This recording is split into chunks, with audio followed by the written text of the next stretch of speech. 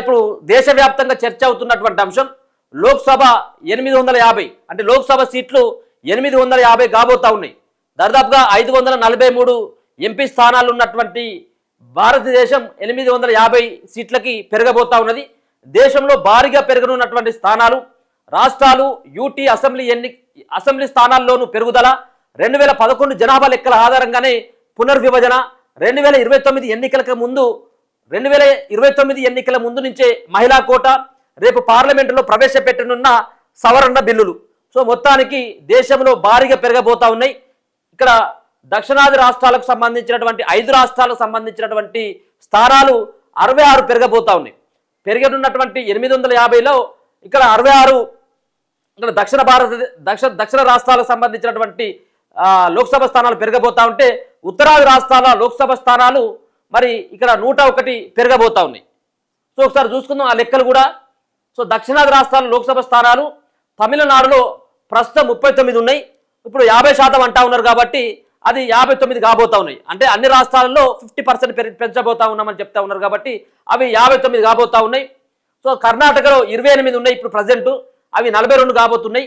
ఆంధ్రప్రదేశ్లో 25 లోక్సభ స్థానాలు ఉంటే ఇప్పుడు 38కి చేరబోతున్నాయి. తెలంగాణలో 17 ఉన్నాయి ఇప్పుడు, అవి రేపు జరగనున్నటువంటి ఎన్నికల వరకు 26 కాబోతా ఉన్నాయి. అంటే 17 నుంచి 26 దాదాపుగా 10-11 పెరగబోతా ఉన్నాయి అన్నట్టు. సారీ ఇక్కడ 9 పెరగబోతా ఉన్నాయి. తెలంగాణలో 17 నుంచి 26కు చేరబోతున్నాయి.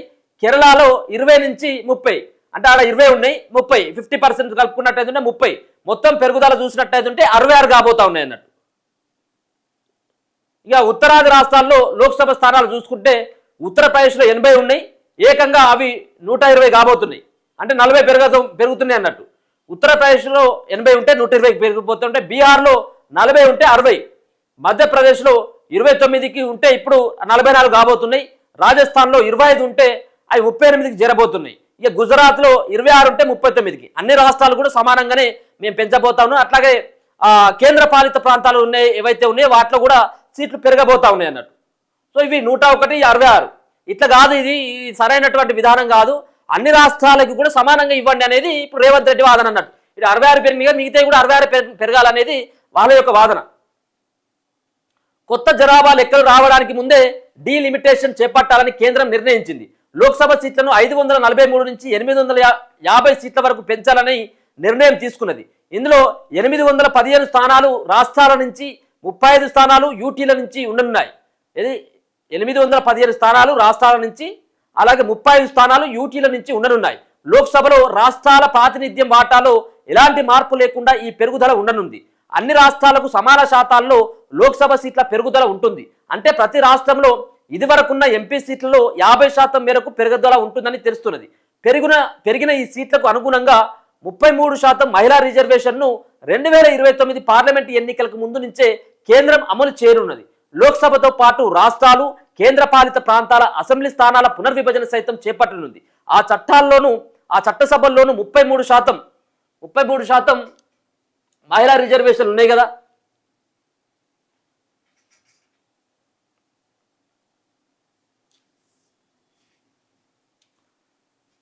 33% మహిళా రిజర్వేషన్ అమలు చేయనున్నది. ఈ మేరకు రాజ్యాంగ సవరణ బిల్లులు సిద్ధం చేసి ఎంపీలకు అందించింది. రేపటి నుంచి 3 రోజుల పాటు నిర్వహించనున్న పార్లమెంటు ప్రత్యేక సమావేశాల్లో ఈ సవరణ ప్రవేశపెట్టి ఆమోదించుకునున్నదట. ఇక సెన్సెస్ నుంచి డీలిమిటేషన్ కేంద్రంగా రాజ్యాంగంలో నిబంధనల ప్రకారం పునర్విభజన ప్రక్రియ చేపట్టాలంటే ముందుగా జనగణన చేపట్టాలి. ఆ జనాభా లెక్కల ఆధారంగా నియోజకవర్గాల పునర్విభజన చేపట్టాలి. ఆ తర్వాత మహిళా కోటాను అమలు చేయాలి. సాధారణంగా ప్రక్రియ ఇలా జరగాలి.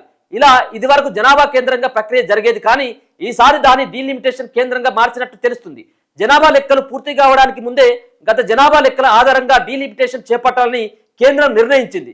2023లో చట్టసభల్లో 33% మహిళలకు రిజర్వేషన్ కల్పించే నారీ శక్తి వందన్ అధియాన్ చట్టాన్ని కేంద్రం తీసుకొచ్చింది. తదుపరిగా జరిగే జనగణన తర్వాత అమల్లోకి తేవాలనే నిబంధన చట్టంలో పేర్కొన్నారు. ప్రస్తుతం మొదలైన జనగణన పూర్తయ్యాక డీలిమిటేషన్ చేపట్టాల్సి ఉన్నది. 2027లో జనగణన ప్రక్రియ పూర్తవనుండగా గణాంకాలు ఆ తర్వాత అందుబాటులోకి రానున్నాయి. అనంతరం డీలిమిటేషన్, ఆ తర్వాత మహిళా కోటాను అమలు చేయాలి. అలా చేస్తే 2029 పార్లమెంటు ఎన్నికల వ్యవధి సైతం దాటే ఛాన్స్ ఉన్నది. అందుకే భారత ప్రజాస్వామ్యంలో మహిళా శక్తి భాగస్వామిని మరింత దీర్ఘకాలం వాయిదా వేయకూడదనే ఉద్దేశంతో కొత్త సవరణలు తెస్తున్నట్లు తాజా డ్రాఫ్ట్ బిల్లులో కేంద్రం తెలిపింది. ఇందుకోసం అవసరమైన రాజ్యాంగ సవరణలతో 3 బిల్లులను సిద్ధం చేసింది. అయితే 2027లో ఇప్పుడు కేంద్రం జనగణన చేస్తామని చెప్పేసి అంటా ఉన్నది కదా. ఈ 2027లో జనగణన చేసినట్లయితే 2029 వరకు ఆ లెక్కలు, ఆ వ్యవహారం, మళ్ళీ ఎన్నికలు ఇదంతా కూడా అయ్యేటువంటి అవకాశం లేదు. కాబట్టి మీ మహిళల్ని మేము రాజకీయంగా ముందుకు తీసుకురావడానికి ఇటువంటి ప్రక్రియ చేపడుతున్నాం అని చెప్పి చెప్తా ఉన్నారు. కానీ రెండో అంశం కూడా ఇది అంతా కూడా ఒక కుట్రపూరితంగా చేస్తున్నారు. ఇది బీజేపీకి అనుకూలంగా మార్చుకునేందుకు ఇటువంటి బిల్లులను తీసుకురావడం జరిగింది. ఊటూటిన ఈ డీలిమిటేషన్ ప్రక్రియ ఎందుకు అనేది ప్రతిపక్షాలు ఆరోపిస్తున్నటువంటి ఆ పరిస్థితి కనబడతా ఉన్నది. కీలకమైనటువంటి సవరణలు ఏంటిదంటే అవంతరాలను అధిగమించి జనగణన పూర్తి కావడానికి ముందే అంటే జనాభా లెక్కల ఆధారంగా డీలిమిటేషన్ చేపట్టి 2029 ఎన్నికలకు ముందే మహిళా కోటాను అమలు చేయడానికి కేంద్రం 3 రాజ్యాంగ సవరణ బిల్లులను సిద్ధం చేసింది. 131 రాజ్యాంగ సవరణ బిల్లు, 2026 డీలిమిటేషన్ బిల్లు, 2026 యూటీ చట్టాల సవరణ బిల్లు 2026ను రేపు పార్లమెంటులో కేంద్రం ప్రవేశపెట్టనున్నది. ఈ బిల్లుతో 2023లో ఆమోదించిన మహిళా కోటా చట్ట అమలుకు జనగణన డీలిమిటేషన్కు లంకె తెంచనుంది. డీలిమిటేషన్కు ప్రతిపాదికన పార్లమెంటులో సూచించిన జనాభా లెక్కలను స్వీకరించే నిబంధన తేనుంది. డీలిమిటేషన్పై 2026 వరకు ఉన్నటువంటి ఫ్రీజును తొలగించి ప్రస్తుతం గరిష్ట లోక్సభ సీట్ల సంఖ్య 550 నుంచి 850 వరకు పెంచే వెసులుబాటును తీసుకురానుంది. 131వ రాజ్యాంగ సవరణతో ఆర్టికల్ 81ని సవరించి లోక్సభ సీట్ల సంఖ్యను 550 నుంచి 850కి కేంద్రం పెంచనున్నది. అలాగే 1971 జనగణనకు లోబడి లోక్సభ సీట్ల సంఖ్య 2001 జనగణనకు లోబడి అసెంబ్లీల సీట్ల సంఖ్యపై ఆర్టికల్ 81(2)(3)లతో ఫ్రీజులో అమల్లో ఉన్నది. దీన్ని పై సవరణ తొలగిస్తుంది. ప్రతి జనగణన తర్వాత పునర్విభజన అనే పదాన్ని పునర్విభజనగా మార్చడానికి, ప్రతి జనగణన తర్వాత లోక్సభ నియోజకవర్గాల పునర్విభజన పదాన్ని తొలగించడానికి ఆర్టికల్ 82ను సవరిస్తున్నారు. రాష్ట్రాల అసెంబ్లీలకు ఎస్సీ ఎస్టీల రిజర్వేషన్లకు సంబంధించి పార్లమెంటు సూచించిన జనగణన అనే పదానిపై సవరణతో చేరుస్తున్నారు. మొత్తంగా ఆర్టికల్ 82 అలాగే 170 సవరణలతో 2026 తర్వాత చేపట్టే జనగణన అనే తప్పనిసరి నిబంధనలు తొలగిస్తూ గత జనగణన ఆధారంగా నియోజకవర్గాల పునర్విభజన అధికారాన్ని డీలిమిటేషన్ కమిషన్ కు కల్పించబోతా ఉన్నది అన్నట్టు. మొత్తం దీనికి సుప్రీం జడ్జి చైర్మన్ గా కమిషన్ ఉంటాడట. ఈ మహాకార్యం చేపట్టడానికి బిల్లులు ప్రత్యేకంగా ఫ్రేమ్వర్క్ ను రూపొందించాయి. ఇందుకోసం సుప్రీంకోర్టు న్యాయమూర్తి అధ్యక్షతన డీలిమిటేషన్ కమిషన్ ఏర్పాటు కాబోతుంది. ఇందులో సిఈసి, రాష్ట్రాల ఎన్నికల కమిషనర్లు సభ్యులుగా ఉంటారు. ఈ కమిషన్ సివిల్ కోర్టు హోదాను కలిగి ఉంటుంది. రాష్ట్రాల్లో సీట్ల కేటాయింపులు, నియోజకవర్గ పరిధిల పునర్విభజనతో పాటు ఎస్సీ ఎస్టీ మహిళా రిజర్వేషన్లను వీళ్ళే నిర్ధారిస్తారు. రేపు సుప్రీంకోర్టు జడ్జి ఎవరైతే ఉంటారో దీనికి చైర్మన్ గా ఉండబోతా ఉన్నారు అన్నట్టు.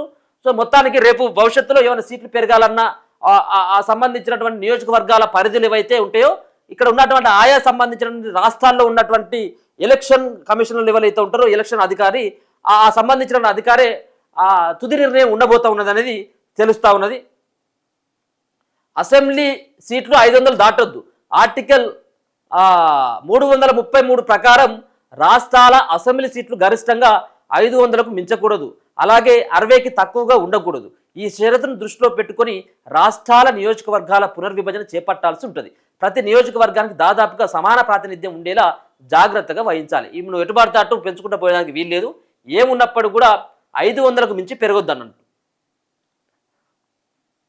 సో మన దగ్గర కూడా అసెంబ్లీ స్థానాలు పెరగబోతా ఉన్నాయి. దాదాపుగా ఇప్పుడు ఉన్నటువంటి 119, 182 కూడా పోయేటువంటి అవకాశం అయితే కనబడుతుంది. మొత్తానికి ఈ లోక్సభ సంబంధించినటువంటి దాంట్లో 850 స్థానాలు కాబోతా ఉన్నాయి. 543 దగ్గర నుంచి అవి ఏకంగా 850కి చేరబోతా ఉంటే దాంట్లో దక్షిణాది రాష్ట్రాలలో 66 పెరగబోతా ఉంటే ఇక్కడ ఉత్తరాది రాష్ట్రాల్లో దాదాపుగా 101 స్థానాలు పెరగబోతా ఉన్నాయి.